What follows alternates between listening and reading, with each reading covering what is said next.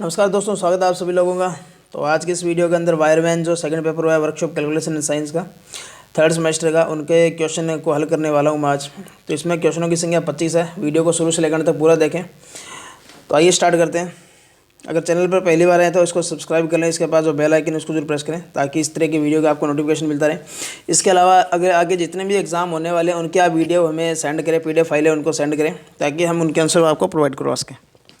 पहला क्वेश्चन है कि एक न्यूटन जो होगा वो किसमें डाइन के कितने बराबर होगा, यानी कि डाइन पूछा गया एक न्यूटन में कितने होंगे।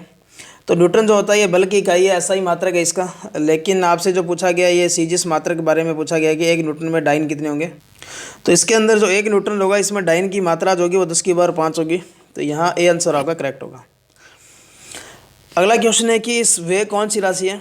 तो देखो वेग जो होता है, जैसे रेलगाड़ी होगा, आपने कभी बार पढ़ा होगा कि रेलगाड़ी जब उसमें चाल दी जाती है तो उस समय ये नहीं दिया जाता कि रेलगाड़ी किस दिशा में जा रही है, लेकिन जब वेग शब्द का इस्तेमाल किया जाता है तो उसमें आपको दिशा दी जाती है।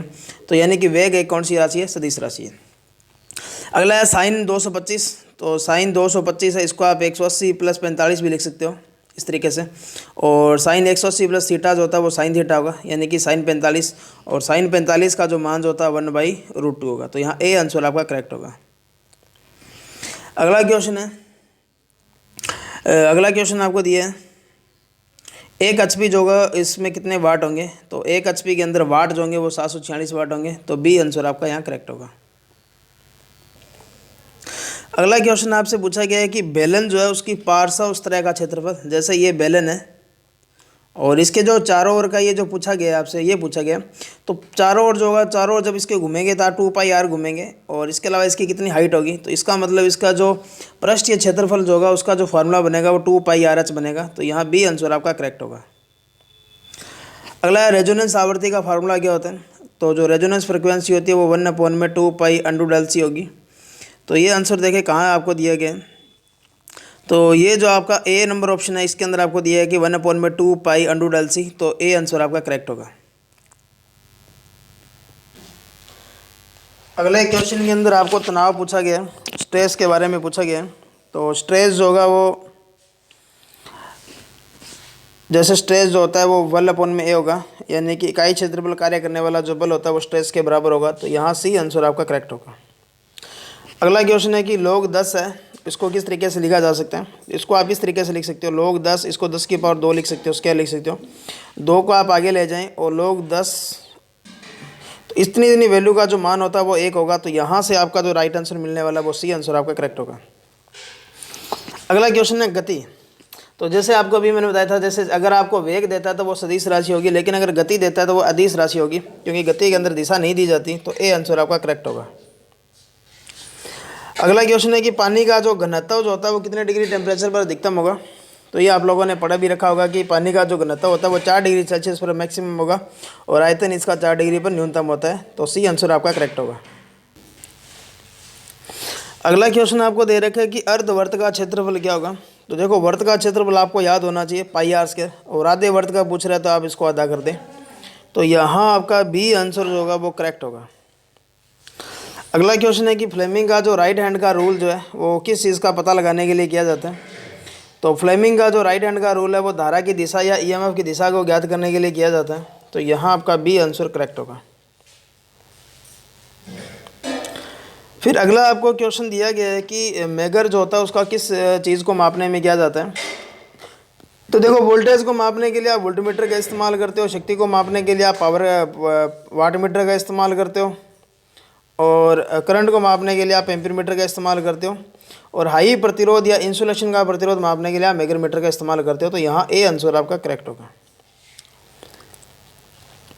अगला क्वेश्चन है कि 150 का 2% कितना होगा। तो 150 का 2% इस तरीके से कर सकते हो आप लोग। तो 1 0 से 1 0 कट गई, इसको आप करेंगे तो 5 आएगा, और 5 को इसे काटेंगे तो 3 आएगा।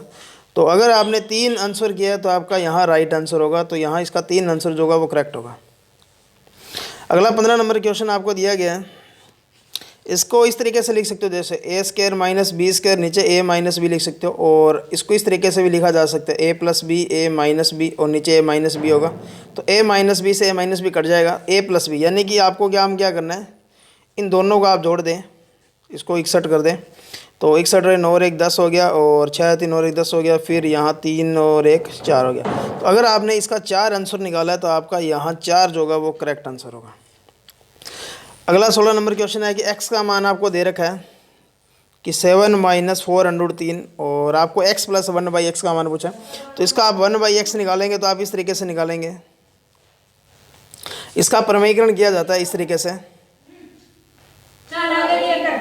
ठीक है। अब 7 7 49 हो जाएगा, और ऊपर वाली संख्या जो होगी वो 7 + 4√3 बचेगी, और नीचे जो 7 7 49 होगा 49, फिर ये प्लस माइनस माइनस होगा, 4 2 16 16 3 48। तो नीचे तो 49 में से 48 जगह 1 बचेगा, और ऊपर क्या बचेगा, यानी कि 1/x का जो मान मिलने वाला आपको वो ये मिलेगा। अब इसने क्या बोला कि 1 प्लस इन दोनों को आप जोड़ें, तो इन दोनों को जब आप जोड़ेंगे तो x की वैल्यू आपको पता है ये होगी, और 1/x की कितनी वैल्यू है 7 + 4√3। तो जब इनको जोड़ेंगे तो ये वैल्यू तो कैंसिल हो जाएगी, और आपके पास जो वैल्यू बचेगी वो 7 + 7 बचेगी, यानी कि आपका जो आंसर आने वाला है यहाँ वो कितना होगा, 14 होगा। तो सी आंसर आपका यहाँ करेक्ट होगा। अगला क्वेश्चन आपको दिया गया है कि 5/4 जो होगा वो उसका अनुपात जो होगा कितने प्रतिशत के बराबर होगा। तो देखो इसको आप किस तरीके से हल करेंगे, 5/4 करेंगे और इसको परसेंटेज में चेंज करना है तो गुणा 100 कर दें।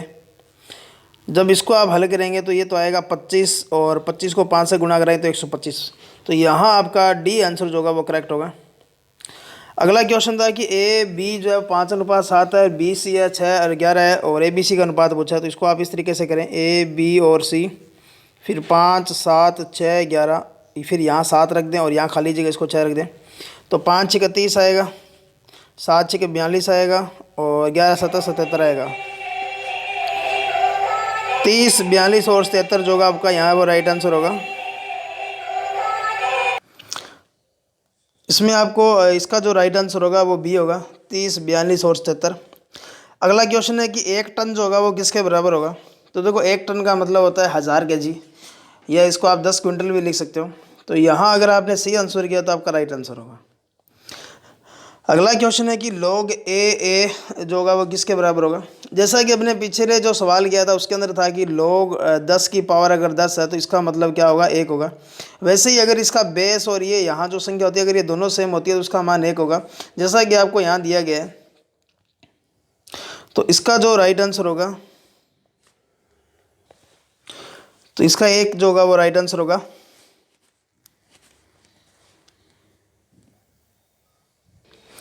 अगला क्वेश्चन है कि अर्थ रेजिस्टेंस होता है वो किसके द्वारा मापा जाता है। कि भूमि का आपको अगर रेजिस्टेंस मापना है तो आप किसका इस्तेमाल करेंगे। तो देखो अर्थ रेजिस्टेंस का जो मेजरमेंट किया जाता है वो अर्थ टेस्टर से ही किया जाता है। तो यहाँ ये ऑप्शन आपका राइट होगा। मैग्नेटोमीटर से इंसुलेशन मापते हो, वोल्टमीटर से वोल्टेज विभवांतर, और एम्पीमीटर से धारा का मेजरमेंट किया जाता है। तो यहाँ अगर आपने ए आंसर किया तो आपका ये जो होगा वो करेक्ट आंसर होगा। अगला क्वेश्चन था कि वोल्टमीटर का इस्तेमाल किस चीज़ को मापने में किया जाता है। तो वोल्टमीटर जो होता है ये आपको पता होगा, नाम में ही पता चल रहा है कि वोल्टेज मापेगा। तो यहाँ इसका जो ए आंसर होगा वो करेक्ट होगा।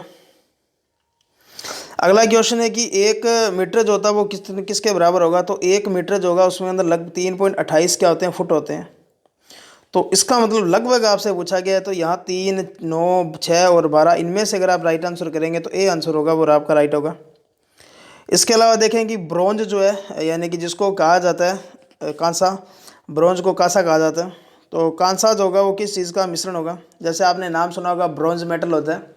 तो कांसा जो होता है वो कॉपर और टिन दोनों का कॉम्बिनेशन होता है। तो अगर आपने इसका ए आंसर किया तो आपका राइट होगा।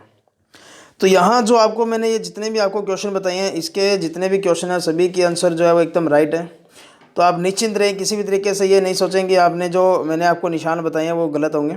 दूसरी बात, आप इसमें जांच कर लें कि अगर आपने इसके अंदर से 10 क्वेश्चन किए हैं तो आप जो है वो पास हो इस क्वेश्चन पेपर के अंदर से, अगर आपके 10 क्वेश्चन राइट होंगे तो।